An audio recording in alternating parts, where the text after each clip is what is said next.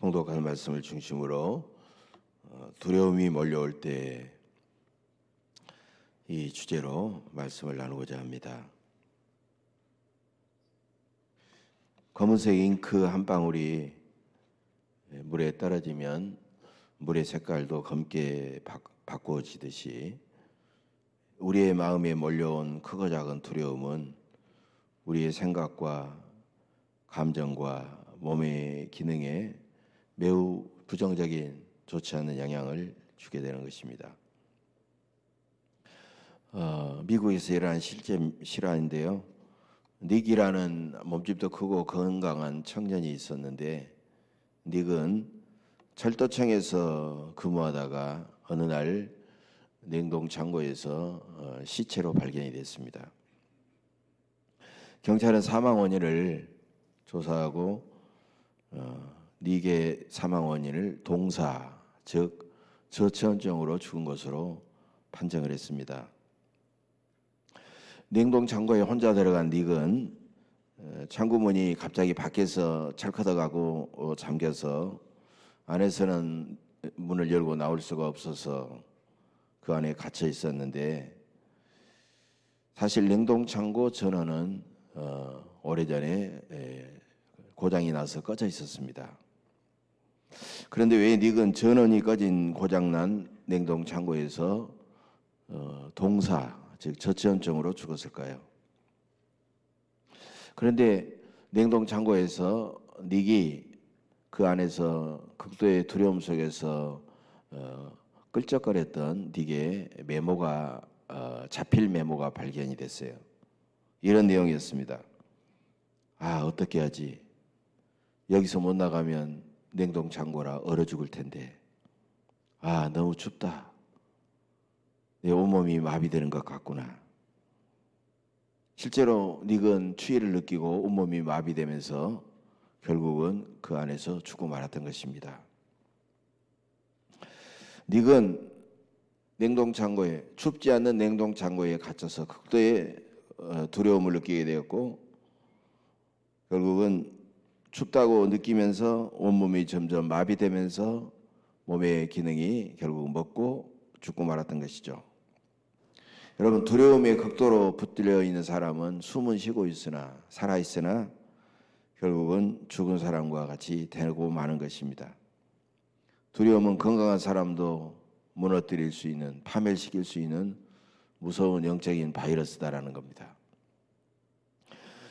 많은 사람들이 두려움을 느끼는데 이 두려움은 크게 네 가지로 나눌 수가 있습니다. 첫째로 결핍, 즉 부족함에 대한 두려움이 있습니다. 내일 먹으면 어떡하지? 앞으로 내가 돈이 떨어지면 앞으로 어떻게 살지? 이런 결핍에 대한 두려움이 끊임없이 사람에게 있는 겁니다. 그래서 물질이라든가 세상의 많은 것들에 집착을 하게 되죠. 두려움 때문에 그렇습니다. 두 번째로는 고통에 대한 두려움입니다. 내가 병들면 어떡하지? 내가 병들어 자식들에게 짐이 되면 어떡하지? 지금 고통이 없는데도 앞으로 고통을 당하면 나에게, 자녀들에게 어떡하지? 이런 두려움이 있다는 것입니다. 세 번째로는 실패에 대한 두려움입니다. 내가 사업이 어렵게 시작했는데 부도나면 어떠지? 내가 직장에서 명예퇴직 당하면 어떠지? 내가 이번에 모든 걸 올인해서 이쁘고 있는데 선거에서 떨어지면 어떡하지? 이런 두려움이 사람들에게 있다는 겁니다. 네 번째로는 죽음에 대한 두려움입니다. 가장 실존적인 두려움이죠. 갑자기 내가 이러다가 죽어버리면 어떡하지? 내가 이렇게 지금까지 악하게 살았는데 내가 죽으면 신 앞에 가서 내가 뭐라고 말하지? 이런 두려움이 사람들에게 다 있다는 거예요. 여러분, 이런 두려움들이 몰려오면 우리는 어떻게 해야 되겠습니까? 두려움에 지지 말고 두려움을 이겨야 되는데 어떻게 해야 되겠습니까? 첫째로 강한 믿음으로 두려움을 이겨내야 됩니다.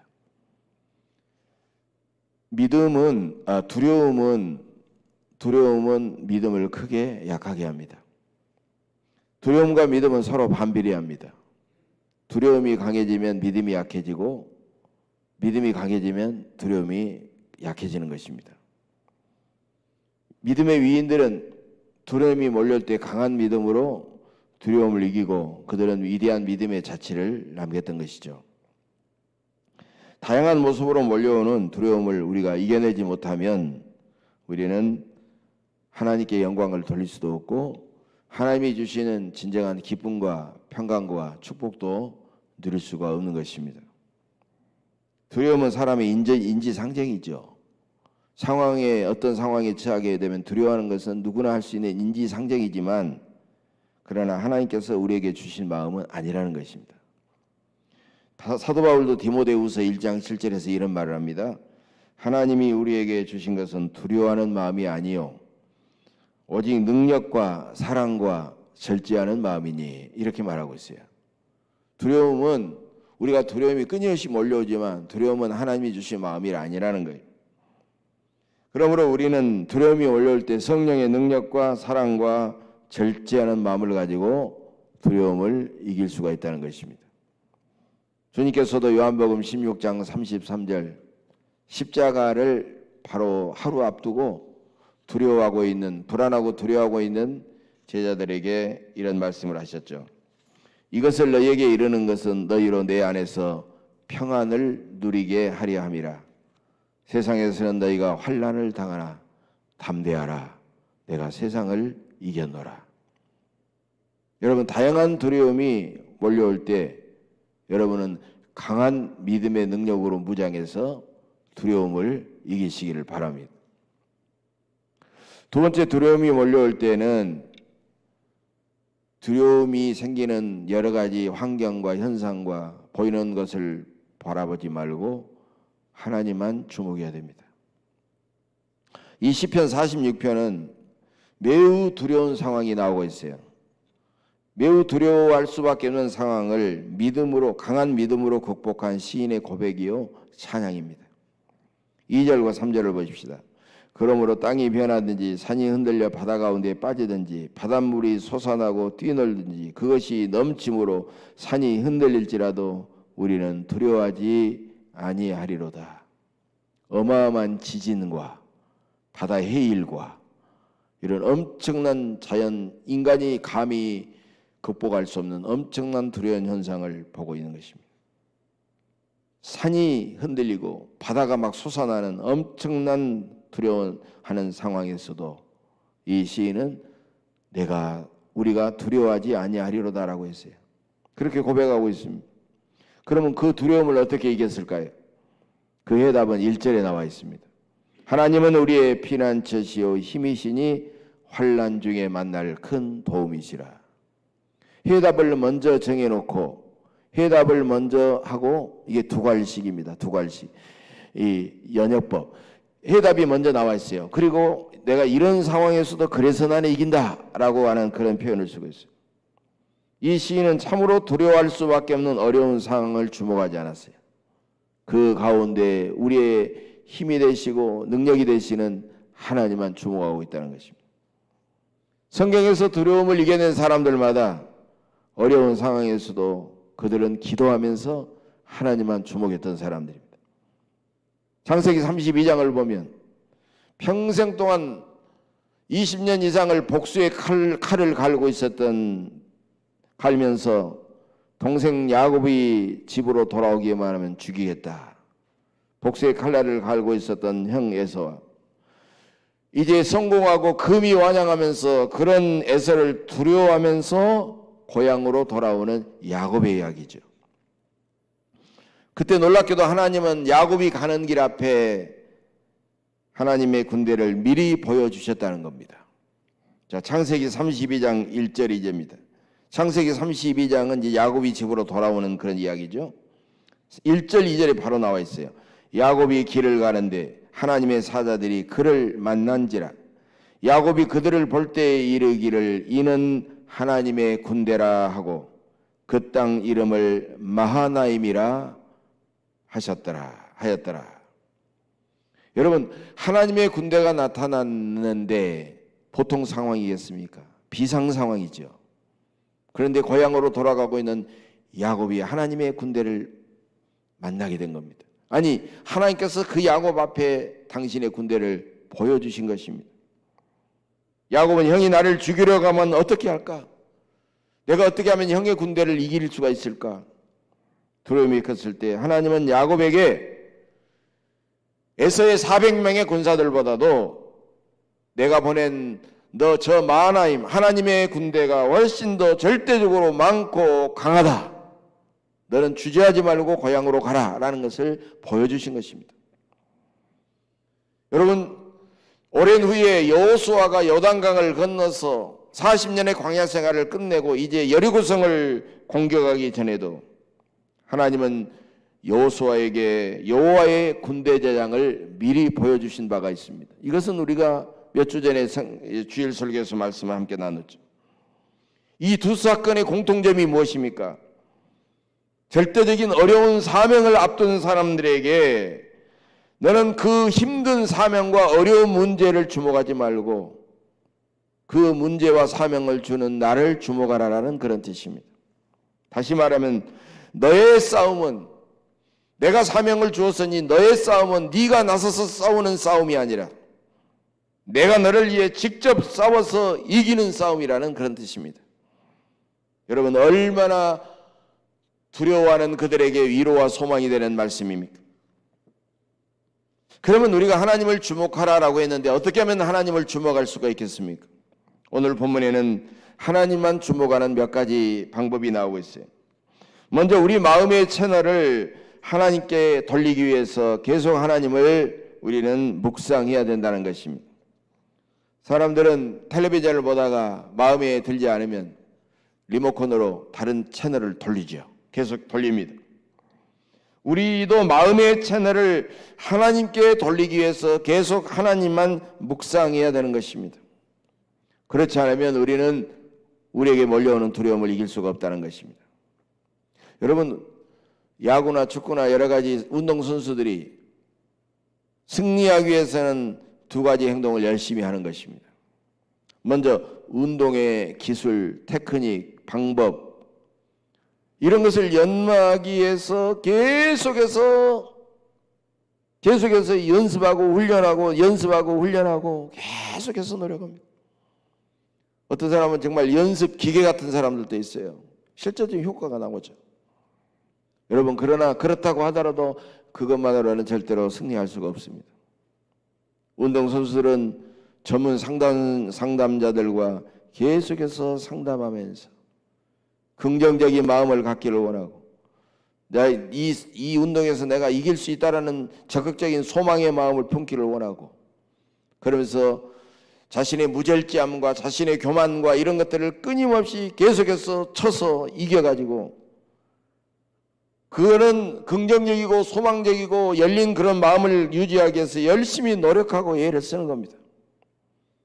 만약에 그렇지 않으면 운동 기술, 테크닉, 방법이 아무리 뛰어날지라도 한순간 자기를 절제하지 못하고 교만해지고 그렇게 되면서 결국은 그 사람은 승리할 수가 없다는 거예요. 그 테크닉과 운동 기술은 그대로 있을지라도 자기가 자기를 이기지 못했을 때는 결국은 실패하고 만다는 거예요. 패배하고 만다는 것입니다.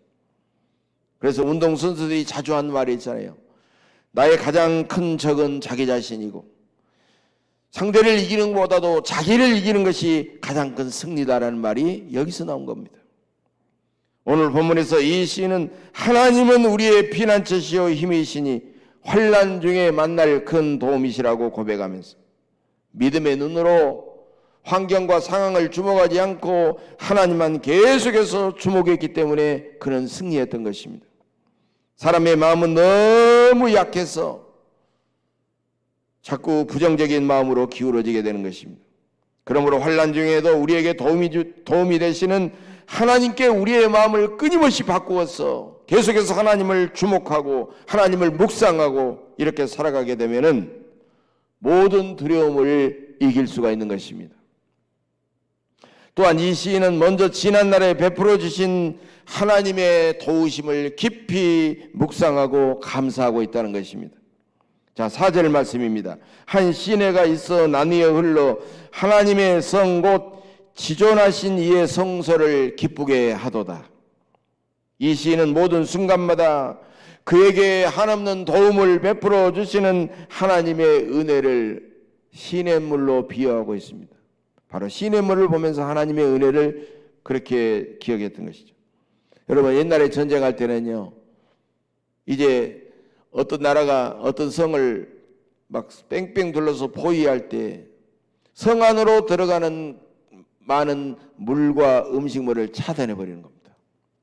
그리고 음식도 음식이지만 물을 차단해 버리면 그들은 결국요, 목이 말라가지고 갈증으로요, 손 들고 항복하고 나눈 거예요. 그래서 그 성을 쉽게 함락시킬 수가 있었던 것입니다. 이 시는 예루살렘 성이 포위된 그런 엄청난 상황에서도 하나님께서 시냇물을 계속 흘러서 하나님의 성소, 하나님의 성전, 예루살렘 성전이 있는 곳으로 계속해서 보여주신 그 은혜를 기억하고 하나님께 감사하고 있는 것입니다. 하나님은 이스라엘 백성들이 40년 동안 광야 생활을 할 때에도 아무것도 없었지만 만나를 매일 새벽에 하루 분량씩 내려주신 것을 알 수가 있습니다. 여러분, 하나님께서 이 양 내려주실 때에는 이틀, 3일, 일주일 분량을 많이 내려주면 얼마나 좋겠습니까? 그러나 절대로 하루 분량만 내려줬습니다. 그래서 우리는 일용할 양식이라는 말을 쓰는 겁니다. 데일리 브레드라는 말이에요. 날마다 먹는 빵이라는 뜻이에요. 날마다 일용할 양, 하루만 먹을 수 있는 양식인 것입니다. 내일은 또 내일 하나님께로부터 받아야 되는 거예요. 하나님께서 내려주신 일용할 만나에 매일매일 감사하는 사람은 내일도 내려주신다는 사실을 믿고 하나님 앞에 감사할 수 있었던 것입니다. 그러나 하나님의 은혜를 당연하게 여기고 내일 일은 어떻게 할까라고 늘 염려하는 사람은 어려울 때 두려울 수밖에 없는 것입니다. 그러므로 어려울 때 베풀어 주신 하나님의 은혜를 깊이 감사하고 감사한다면 우리는 우리에게 몰려오는 어떤 두려움도 이겨낼 수 있는 것입니다. 또한 이 시인은 5절에서 이런 말을 하죠. 하나님이 그 성중에 계심에 성이 흔들리지 아니할 것이라.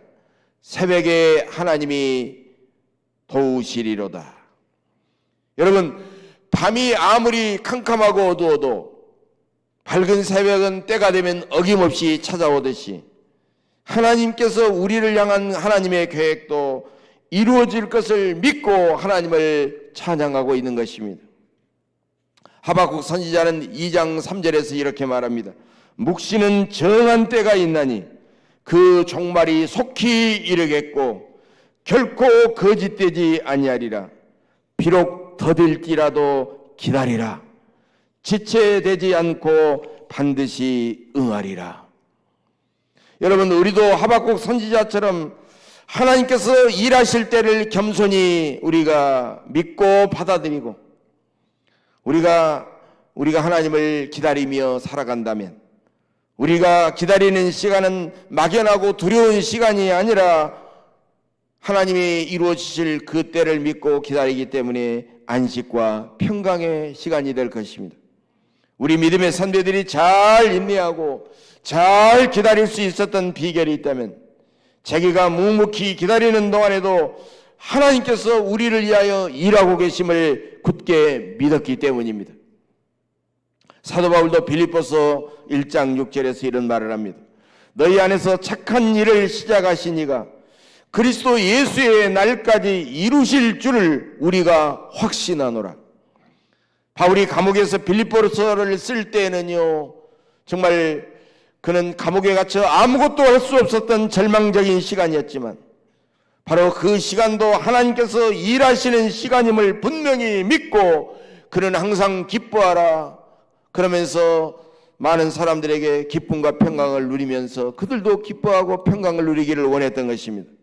오늘 시편의 시인도 과거에 경험했던 하나님의 은혜를 깊이 감사하고 그리고 하나님께서 우리를 위하여 일하실 것을 굳게 믿고 8절과 9절에서 이렇게 찬양하고 있어요. 와서 여호와의 행적을 볼지어다. 그가 땅을 황무지로 만드셨도다.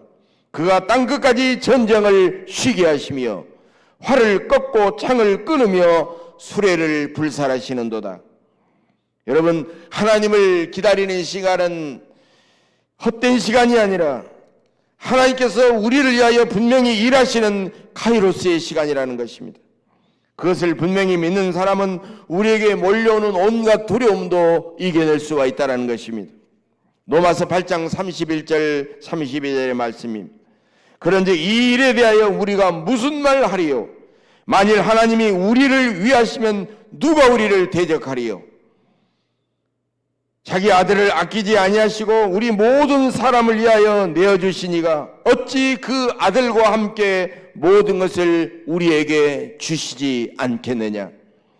사도 바울은 모든 두려움을 이기는 능력은 주님의 십자가 사랑을 늘 기억하는 것이라고 말씀하고 있습니다. 주님의 십자가 은혜와 사랑을 기억하면 우리를 위하여 사랑하는 아들을 내어주셨는데 이 땅에 우리에게 모든 것 그보다 더한 어떤 것도 내려주시지 않겠느냐라고 그렇게 기뻐하고 감격할 때 우리는 온갖 두려움을 이길 수가 있는 것입니다. 제2차 세계대전 당시 히틀러의 나치 독일이 운영하는 라벤스브릭 여성 전용 수용소가 있었습니다. 이곳에만 유대인 여성들을 끌어와서 가두어뒀습니다. 그리고 하나씩 여성들을 죽였는데 그곳에서 유대인 여성들이 6만여 명이 가스실에서 죽어나갔습니다. 학살을 당했죠. 그런 절망적인 상황에서도 유대계 네덜란드인 코리 텐 붐 여사, 여러분들 들어보셨을 거예요. 코리 텐 붐 여사, 평강의 바다, 평화의 바다라는 책을 자서전을 쓰신 분입니다. 코리 텐 붐 여사를 비롯한 몇 명 여성들은 그런 상황에서도 하나님을 향한 믿음을 버릴 수 없어서 밤이 되면 함께 모여서 성경을 읽고 기도하고 서로 위로하면서 두려움을 이겨냈습니다. 그리고 마침내 살아났죠. 그들이 그 일을 계속하고 있었는데 어느 날 한 여성이 갑자기 벌떡 일어났습니다. 그러면서 코리 텐 붐 여사가 성경 읽고 기도하는 그 모임을 향하여 그렇게 소리를 쳤습니다. 사랑의 하나님이 살아계시다면 어떻게 이런 일이 일어날 수가 있어? 사랑의 하나님이 살아계시다면 어떻게 이런 일이 일어날 수 있어? 하나님과 그곳에 있는 사람들을 향한 불평과 불신앙에 젖어 있었죠. 그럴 때 모든 사람들은 얼음처럼 딱 굳었습니다. 침묵하고 있었어요. 그 어색하고 차가운 분위기를 코리 텐 붐 여사가 일어나서 이렇게 말하면서 그들을 위로했습니다. 인생의 모든 문제마다 정답은 없지만 우리가 믿는 하나님은 우리같이 사람의 몸을 입고 이 땅에 오셔서 우리를 위해서, 우리를 구원하시기 위해서 고난의 십자가를 지셨습니다. 그래서 하나님은 지금 우리가 당하고 있는 고난을 누구보다 더 잘 아시고 우리가 고난당할 때도 함께 하시는 사랑의 하나님이심을 나는 분명히 믿습니다. 우리는 자신들의 삶을 크게 위협하고 두렵게 하는 문제를 안고 우리는 두려워할 것이 아니라 주님의 십자가 앞으로 나아가 하나님께서 우리에게 보여주신 놀라운 은혜와 사랑을 늘 기억하고 감사하고 하나님을 굳게 신뢰하면 그 모든 두려움을 이길 수가 있다는 것입니다. 사람들은 어려운 문제를 만나면 본능적으로 모든 수단과 방법을 동원해서 뭔가를 하려고 몸부림치고 애를 씁니다. 그러나 인간은 너무나도 연약하고 뾰족한 수가 없어서 그냥 실컷 고생만 하고 아무런 효과는 없는 것입니다. 그래서 하나님은 본문 10절에서 그런 사람들이 있음을 알고 이렇게 말씀하고 계시죠. 너희는 가만히 있어 내가 하나님 됨을 알지어다. 내가 문나라 중에서 높임을 받으리라. 내가 세계 중에서 높임을 받으리라 하시도다. 이 시인도 사람의 온갖 수단 방법을 쓰고 싶었지만 하나님을 의지하기 위해서 야곱을 기억하며 야곱의 하나님은 우리의 피난처시라다. 야곱의 하나님은 우리의 피난처시로다라고 오늘 본문에 두 번이나 강조하고 있는 것입니다.